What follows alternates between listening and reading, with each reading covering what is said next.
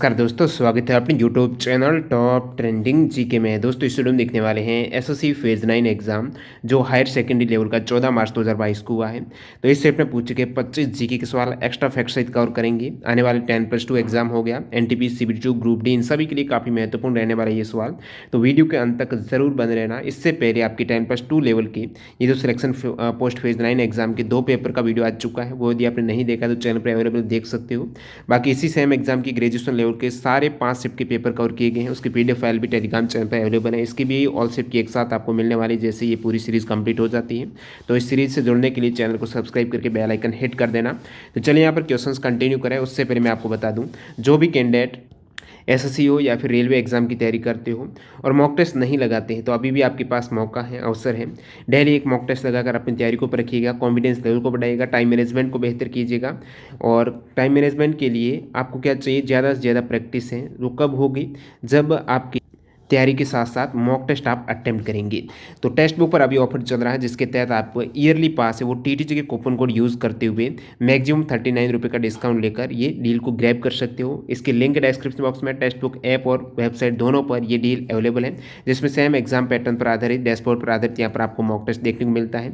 यानी एक ही पास में, चाहे आप रेलवे की तैयारी करते हो, एसएससी, बैंकिंग, डिफेंस है, जितने भी 400+ एग्जाम्स के मॉक टेस्ट आपको एक ही पास में 1 ईयर की वैलिडिटी में अवेलेबल हो रहे हैं। तो चलिए यहाँ पर कंटिन्यू कर लेते हैं। आपके सामने जो पहला सवाल है, भारतीय संविधान का कौन सा अनुच्छेद नागरिकों के लिए एक समान नागरिक संहिता से संबंधित है? तो समान नागरिक संहिता से संबंधित आर्टिकल है 44। और समान नागरिक संहिता का मतलब है अलग अलग जो पंथ धर्म है उनके लिए अलग अलग सिविल कानून न होना ही समान नागरिक संहिता है। जैसे कि गोवा है, वो ओनली ऐसा भारत का राज्य है जिसमें ये यूनिफॉर्म सिविल कोड है वो लागू है। नेक्स्ट वन यहाँ पर, पद्म विभूषण पुरस्कार से सम्मानित और कथक दिग्गज पंडित बिरजू महाराज कथक की लखनऊ शैली के किस घराने के पथ प्रदर्शक थे? तो पंडित बिरजू महाराज हैं, ये काल का बिंदा दिन जो घराना है उनके पथ प्रदर्शक थे, लखनऊ शैली के ये क्या है, जो एक तरीके से कथक वादक। तो ये कथक नर्तक जो बिरजू महाराज हैं, ये काल का बिंदादिन घराने के पथ प्रदर्शक थे। नेक्स्ट वाले यहाँ पर, संविधान का जो अधिनियम 100 कॉन्स्टिट्यूशन जो अमेंडमेंट हुआ है 100वां, उसका पूछा है कि ये किससे संबंधित है? तो 100वां संविधान संशोधन अधिनियम 2015 में हुआ है। ये संबंधित है भारत और बांग्लादेश के बीच में जो कुछ क्षेत्र का पारस्परिक हस्तांतरण हुआ है। तो ये 100वां कॉन्स्टिट्यूशन अमेंडमेंट भारत बांग्लादेश के बीच में वर्ष 1974 का भूमि सीमा समझौता के तहत भूखंडों का आदान प्रदान इसमें किया गया है। अब देखिए, आपके लिए जो इंपॉर्टेंट कॉन्स्टिट्यूशन अमेंडमेंट है, लास्ट वाले तो है ही हैं, ये आपको ज़रूर देखना है। 99, 100वां, 101वां, जो 104 तक अभी हुए हैं। तो 99 कॉन्स्टिट्यूशन अमेंडमेंट 2014 में हुआ है, जिसके तहत जो हाई कोर्ट है, सुप्रीम कोर्ट है, इसमें न्यायाधीशों की नियुक्ति के लिए जो कॉलेजियम प्रणाली है, इसके स्थान पर राष्ट्रीय न्यायिक नियुक्ति आयोग की स्थापना की गई थी। हालांकि बाद में सर्वोच्च न्यायालय ने वर्ष 2015 में इस संशोधन को असंवैधानिक है वो करार दिया और कॉलेजियम प्रणाली को दोबारा बहाल किया गया था। तो ये 99 कॉन्स्टिट्यूशन अमेंडमेंट है।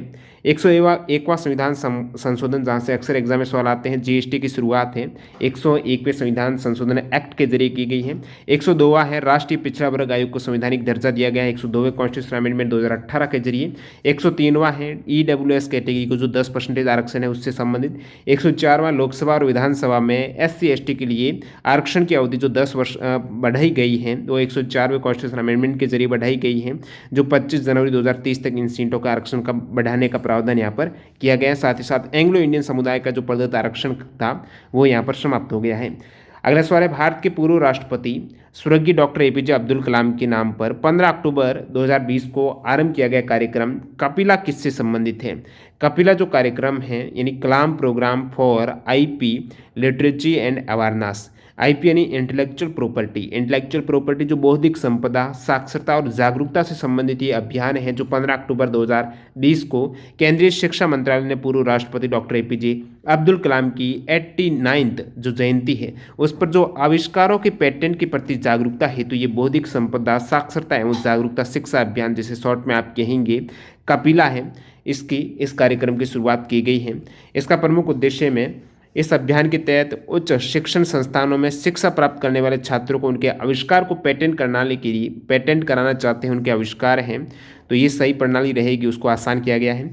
नेक्स्ट वन यहाँ पर, अहोम राजा का महल कहाँ स्थित है? अहोम राजा का महल है असम में। कहाँ पर है? असम राज्य के गढ़गांव में एक ऐतिहासिक इमारत अहोम राजा का महल है, जिसका निर्माण राजा राजेश्वर सिंह ने 1752 ईस्वी में करवाया था।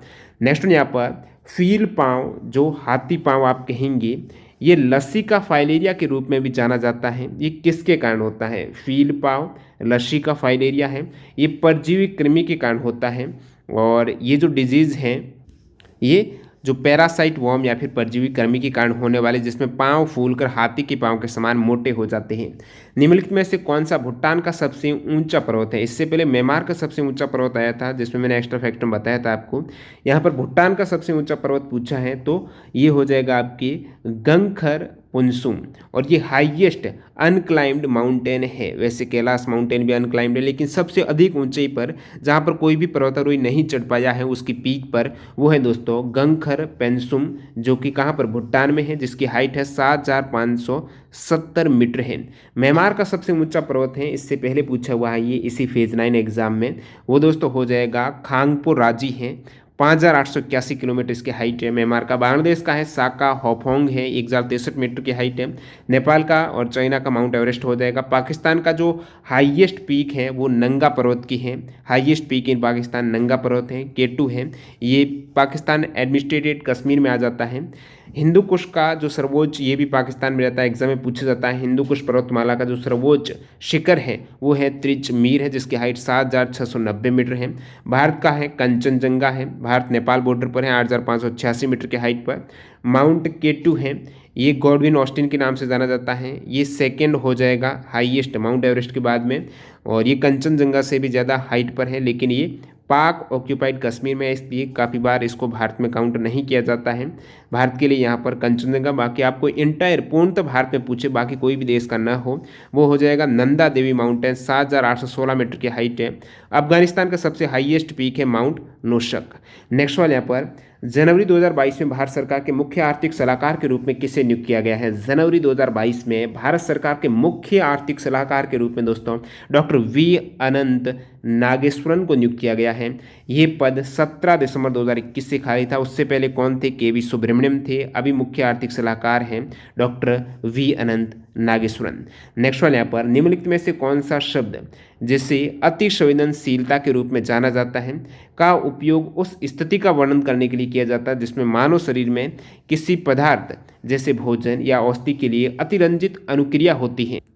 तो दोस्तों यहाँ पर बात हो रही है एलर्जी की, जिसे प्रत्युर्जता बोलते हैं हिंदी में। तो प्रत्युर्जता या एलर्जी है जो भी किसी भी अदर आपको भोजन है औषधि से अनुक्रिया, विपरीत अतिरंजित अनुक्रिया होती है, वो एलर्जी है। अगला सवाल यहाँ पर, निम्नलिखित में से कौन सा सिंधु क्षेत्र की बेलनाकार मुहूर पर पाए जाने वाले पशु रूपांकनों में से एक है? सिंधु क्षेत्र की बेलनाकार मुहूर पर पाए जाने वाले पशु रूपांकन हैं, उनमें से एक है कुबाड़ वाला जो वृषभ, कुबाड़ वाला सांड वृषभ है, वो यहाँ पर पाया गया था मुहूरों पर। हड़प्पा से वैसे स्टेटाइट की मुहरें प्राप्त हुई, जहाँ पर मनुष्य और पशुओं की आकृतियाँ बनी हुई हैं। हड़प्पा जो पंजाब पाकिस्तान में रावी नदी के तट पर स्थित है। दयाराम साहनी के द्वारा इसकी 1921 में खुदाई की गई थी। प्रमुख साक्ष्य की बात करें तो हड़प्पा में कब्रिस्तान जो R37 और H के चिन्ह मिले हैं, जो कांस्य मूर्ति है नर्तकी की, स्नानगार है, बुना कपास के टुकड़े हैं, घोड़े के दांत हैं, वो दोस्तों मोहनजोदड़ो से मिले हैं। जोते हुए खेत, लकड़ी के कुंड के साक्ष्य, 7 आग वेदियाँ, ऊँट की हड्डी अंत्येष्टि कालीबंगा राजस्थान में है। जो अद्वितीय जल प्रबंधन प्रणाली है, काफ़ी बार आता है। प्राचीनतम स्टेडियम के साक्ष्य कहाँ से मिला है? धौलावीरा जो गुजरात में है। और जो हो गया तिल सरसों चावल की खेती के साक्ष्य बनावली हरियाणा से प्राप्त हुए हैं। बाट मापतोल पैमाना, हाथीदांत पैमाना, हवन कुंड लोथल गुजरात से इनके साक्ष्य मिले हैं। वैसे कालीबंगास की बात करें तो प्रथम भूकंप के साक्ष्य यहाँ से मिलते हैं। तराजू के 2 पलड़े हैं, इनके साक्ष्य सुरकोटड़ा से मिलते हैं, जो कच्छ गुजरात में स्थित एक पुरातात्विक स्थल है। रोपड़ पंजाब की सतलुज नदी में है, यहाँ से मानव के साथ कुत्ते के शवदान के साक्ष्य प्राप्त होते हैं। अगला सवाल है 1967 में अशोक चक्र वर्ग 2 का नाम बदलकर क्या किया गया है? ये सेम सवाल दोस्तों CPU जो SSC CPU एग्जाम नवंबर 2020 में है, उसमें भी पूछा गया है। अभी फेज 9 2022 में पूछ लिया है। अशोक चक्र वर्ग सेकंड जो नाम बदलकर है वो कौन से अवार्ड का क्या किया गया 1967 में? तो पहले जो अशोक चक्र वर्ग सेकंड नाम है ये 1952 में दिया गया था। इसके स्थान पर 1967 में कीर्ति चक्र नाम रखा गया है। देखिए मैं बात कर रहा हूँ यहाँ पर 1952 में 3 वीरता पुरस्कार हैं, अशोक चक्र वर्ग फर्स्ट, वर्ग सेकंड, अशोक चक्र वर्ग थर्ड है। ये 3 वीरता पुरस्कार है वो सर्वोच्च शांतिकालीन वीरता पुरस्कार में आता है। जैसे अभी 1967 के बाद आप जो अशोक चक्र वर्ग फर्स्ट है उसका नाम किया गया है अशोक चक्र, अशोक चक्र वर्ग सेकंड का नाम कीर्ति चक्र है जो सेकंड स्थान पर शांतिकालीन वीरता पुरस्कार रहता है, अशोक चक्र वर्ग थर्ड है जो शौर्य चक्र इसका नाम किया गया है। तो इन तीनों का नाम क्या किया गया है ये जरूर याद होना चाहिए और सर्वोच्चता के क्रम में भी आपको पता होना चाहिए किस स्थान पर है। वैसे सर्वोच्च युद्धकालीन वीरता पुरस्कार में प्रथम है परमवीर चक्र, फिर महावीर चक्र, उसके बाद वीर चक्र। जैसे कि वीर चक्र है वो ग्रुप कैप्टन अभिनंदन वर्तमान को आपको पता है दिया गया है जो कि युद्ध वाले के केस में हो जाएगा, तो ये वीर चक्र थर्ड स्थान पर है सर्वोच्च युद्धकालीन वीरता पुरस्कार में। और सर्वोच्च शांतिकालीन वीरता पुरस्कार में अशोक चक्र, कीर्ति चक्र और शौर्य चक्र का नाम आता है, जिसमें पहले नाम 1952 में ये था जो वर्ग वाइज देखे गए थे। अगला सवाल यहाँ पर, एक झील के पानी के पोषक तत्व संवर्धन के द्वारा उसकी प्राकृतिक काल प्रभावन नेचुरल एजिंग को क्या कहा जाता है? तो ये सुपोषण हो जाएगी। सुपोषण में क्या होता है, जैसे काफ़ी बार आप जल देखते हो बहुत ज़्यादा क्या रहता है, ग्रीन रहता है उसमें एल्गी के कारण, तो किसी जलाशय को पोषक तत्वों से समृद्ध करना, पोषक तत्व बढ़ा देना, समृद्ध कर देना, वो सुपोषण कहलाएगा, जिसमें जलाशय में पौधे तथा शैवाल का विकास हो जाता है। विकल्प में आप देखेंगे जैव आवर्धन भी है। इसका मतलब है खाद्य श्रृंखला में एक अवस्था से दूसरी अवस्था में जाते हुए किसी रासायनिक स्थायी पदार्थ या तत्व उसकी सांद्रता में वृद्धि हो जाना। जो पीड़कनाशक हैं, रेडियो सक्रिय वस्तुएं हैं, वो बढ़ जाती हैं एक अवस्था से दूसरी अवस्था में, जब खाद्य श्रृंखला में जाते हैं उसकी सांद्रता में वृद्धि जैव आवर्धन है। विकल्प में पलवक भी दे रखा है, पलवक जो जल में तैरते हैं, ठीक है, तो वे सभी प्राणी या वनस्पति जो जल में जल तरंग जल धारा के द्वारा अपना खुद का उसमें वेग नहीं, तो जल धारा की डायरेक्शन में वो प्रवाहित होते रहते हैं। जैसे पादक पलवक हैं, बहुत से ऐसे छोटे छोटे पौधे हैं जो जल पे तैरते रहते हैं उसी डायरेक्शन में करंट की फ्लो में। अगला सवाल है, शिविर और सेप्टिक टैंक की जोखिम भरी मैनुअल सफाई। बहुत बार क्या होता है, खुद यहाँ पर जो श्रमिक रहते हैं वो पानी जो शिविर है इन सभी नालियों को उनकी सफाई करने के लिए अंदर उतरते हैं, जो कि काफ़ी जोखिम भरा रहता है, तो उनको मशीन के द्वारा सफाई को बढ़ावा देने के उद्देश्य से कौन सी पहल की शुरुआत है वो हुई है? तो सफाई मित्र सुरक्षा चैलेंज 2021 की शुरुआत इसी पहल है, जिसका उद्देश्य है जोखिम भरी मैनुअल सफाई के का बजाय मशीनीकरण सफाई को बढ़ावा देना। तो ये सफाई मित्र सुरक्षा चैलेंज 2021 में छत्तीसगढ़ ने इसमें पहला स्थान भी प्राप्त किया है। बारडोली में किसान सत्याग्रह जो आंदोलन हुआ है वो किस वर्ष हुआ है? 1928 में, याद रखिएगा। गुजरात में ये हुआ था प्रमुख किसान आंदोलन, जिसका नेतृत्व किया था वल्लभ भाई पटेल ने। इसी आंदोलन की सफलता के बाद वहाँ की महिलाओं ने वल्लभ भाई पटेल को सरदार की उपाधि दी थी। किस विद्वान ने पतंजलि के व्याकरण के कार्यों का अरबी में अनुवाद किया है? पतंजलि के व्याकरण के कार्यों का अरबी में अनुवाद अल बरूनी ने किया है। अल बरूनी का जन्म है वो वर्तमान जो उज्बेकिस्तान है वहीं पर ख्वारिज्म में हुआ था, और उन्होंने महमूद गजनवी की सेना के साथ भारत की यात्रा की है। एग्जाम में सवाल आता है किताब उल हिंद के लेखक कौन है? अल बरूनी है, जो अरबी भाषा में लिखी गई है। अन्य प्रमुख पुस्तकों में जैसे हर्षचरित कादम्बरी से बहुत बार आता है, तो कादम्बरी और हर्षचरित के लेखक बाणभट्ट है। रत्नावली का एग्जाम में पूछे हुए हैं हर्षवर्धन के द्वारा, नागानंद, प्रियदर्शिका और रत्नावली तीनों ही हर्षवर्धन के द्वारा लिखित है। महाभाष्य पातंजलि, और ये जो कालिदास के हैं कुमार संभवम, अभिज्ञान शाकुंतलम, विक्रमोष्यम, मेघदूतम, रघुवंशम, जो मालविकाग्निमित्रम, ऋतुसारम कालिदास के द्वारा। स्वप्नवासवदतम, प्रतिज्ञा योग धारयण ये भाष के द्वारा। मुद्रा राक्षस ये विशाख दत्त के द्वारा। गीत गोविंद जयदेव, अष्टाध्यायी पाणिनि के द्वारा। विक्रमांग चरित बिल्हण के द्वारा। पृथ्वीराज रासो चंद्रबरदाई के द्वारा लिखित है। अगला सवाल यहाँ पर, पलार नदी बेसिन की प्रमुख नदी घाटियों में से एक है। पलार नदी बेसिन तमिलनाडु की प्रमुख नदी घाटियों में से एक है। पलार नदी है, इसका उद्गम कर्नाटक में चिंतामणि के दक्षिण पश्चिम में जो पोन्यार नदी है उसके पास से निकलती है, और ये तमिलनाडु में चेन्नई के दक्षिण में बंगाल की खाड़ी में मिल जाती है। 295 किलोमीटर लंबी है, और इसकी सहायक नदियों में पौनई और चैयार है। नेक्स्ट वन यहाँ पर, मालपुरम नृत्य महोत्सव का आयोजन किस राज्य में किया जाता है? मामल्लपुरम नृत्य महोत्सव है, तो मामल्लपुरम नृत्य महोत्सव का आयोजन होता है तमिलनाडु में।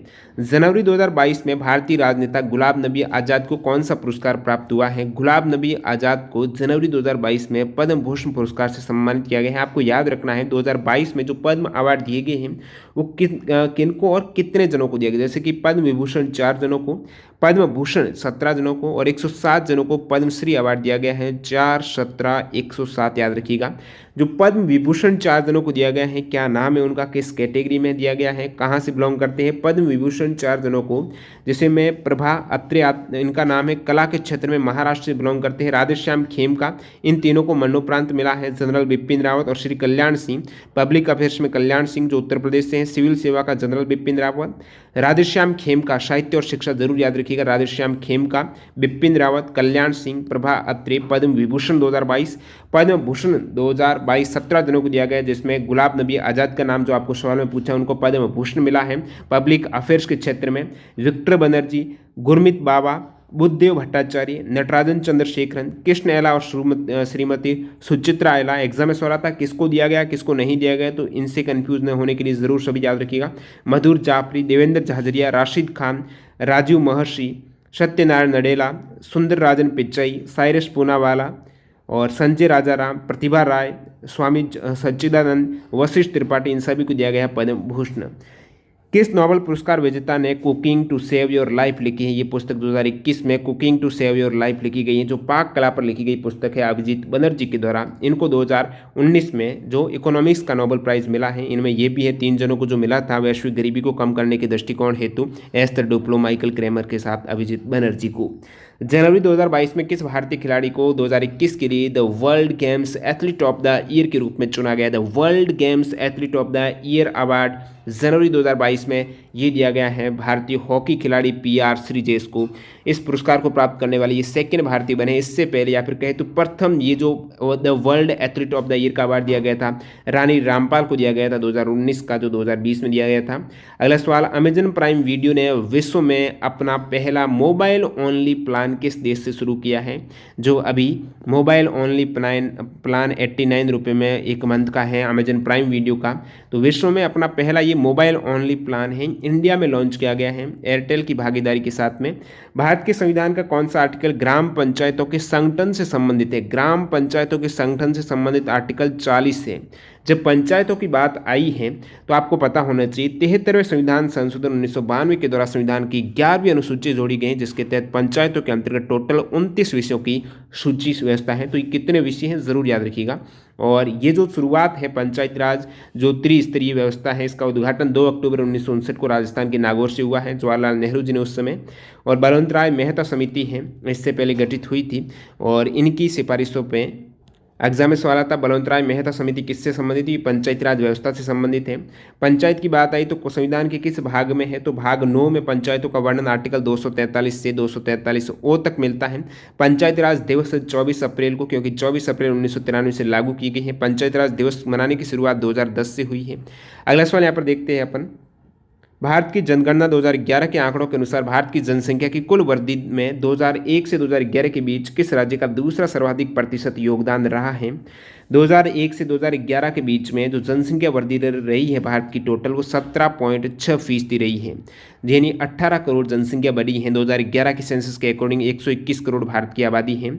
और इनमें से सबसे अधिक वृद्धि दर किस राज्य की दर्ज की गई है? जब राज्य के केस की बात करें तो सर्वाधिक वृद्धि दर है वो दोस्तों हुई है यहाँ पर मेघालय की। ठीक है, 2011 के अनुसार मेघालय की जनसंख्या वृद्धि दर है 27.9% के साथ राज्यों में सबसे अधिक है। आपको सेकंड पूछा है, फर्स्ट स्थान पर मेघालय याद रखिएगा, सेकंड स्थान पर अरुणाचल प्रदेश है 26% वृद्धि दर दर्ज की गई है, तीसरे स्थान पर बिहार है। तो एग्जाम में ये भी सवाल आता है, सभी राज्यों की वजह से जो जनसंख्या वो बढ़ी है 2001 से 11 में, जो 10 की जो कहेंगे वृद्धि वो बढ़ी है, लेकिन किस राज्य की जनसंख्या वो ऋणात्मक यानी बढ़ने के बजाय कम हुई है? याद रखिएगा नागालैंड ने यहाँ पर ऋणात्मक वृद्धि दर 0.5 माइनस में हुई है, -0.5% जनसंख्या है वो कमी दर्ज की गई है। सवाल ये पूछ लें कि केंद्र शासित प्रदेश में इस अकॉर्डिंग देखें, यानी चाहे यूटी हो गया, राज्य हो गया, इन दोनों को देख लें या फिर केंद्र शासित अकेले की बात करें, सबसे अधिक जनसंख्या वृद्धि वो दादर एवं नगर हवेली की हुई है। 55.58% जनसंख्या सबसे अधिक बढ़ी है दादर और नगर हवेली की।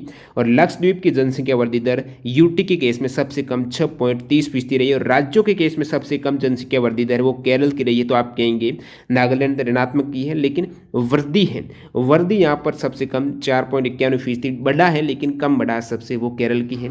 और बाकी बढ़ा ही नहीं है, नेगेटिव हो गया है, वो नागालैंड की है। अगला सवाल है, अरण्य भूमि जो वन भूमि है उसकी देखभाल और कृषिकरण, उसका कृषिकरण करना क्या है, वन संवर्धन हो जाएगा, जो सिल्वीकल्चर है। अंतिम सवाल देखते हैं, किसका उपयोग इमारत और निर्माण प्रक्रियाओं में ऊष्मा हास और ऊष्मा लब्धि को रोकने के लिए किया जाता है। तो ये इंसुलेशन है, जो थर्मस वगैरह में थर्मल इंसुलेशन होता है जैसे कि। बाकी यहाँ पर ऊष्मा संचरण की विधि दे रखी है, संवहन है, कंडक्शन चालन है। तो चालन में क्या होता है, कंपन करते हैं, जैसे इसको टेम्परेचर दिया गया है, गर्म किया गया है, तो ये भी साथ साथ में नेक्स्ट वाला भी कंपन करके गर्म हो जाएगा, स्थान नहीं बदलेंगे। संवहन में स्थान बदल देते हैं, पानी को गर्म करते हैं। तो नीचे का पानी है वो क्या होता है, ठंडा है, ऊपर का गर्म होता है, क्योंकि जैसे ही इसको गर्म करेंगे तो गर्म हल्के होते ऊपर अणु चले जाएंगे और नीचे ठंडे वाले नीचे आ जाएंगे। तो ये संवहन होता है। विकिरण है जो आप देते हो, सूर्य से प्रकाश की ऊर्जा विकिरण के द्वारा है। बाकी जो भी आग वगैरह जलाते हो वो हो जाएगा। तो यहाँ पर पूछा है जो इंसुलेशन का कार्य करता है थर्मस वगैरह में, जिसमें ऊष्मा लब्धि से बचाने के लिए, हाश से बचाने के लिए। तो इस प्रकार आपने देखे जो 25 क्वेश्चन है फेज 9 एग्जाम है, ये जो हुआ था 14 मार्च 2022 को, इसमें आपके पूछे गए जो आंसर के आ चुके हैं ये उसी पर आधारित हैं, एग्जैक्ट रियल क्वेश्चंस हैं। और इसमें कोई भी आप डाउट लगता है तो कमेंट सेक्शन में बताइएगा। पीडीएफ फाइल एक साथ टेलीग्राम चैनल पर मिल जाएगी। टेस्ट सीरीज से जुड़ने के लिए टेक्स्ट बुक में टीटीजे के कूपन कोड यूज़ करके मैक्सिमम डिस्काउंट ले सकते हो। धन्यवाद।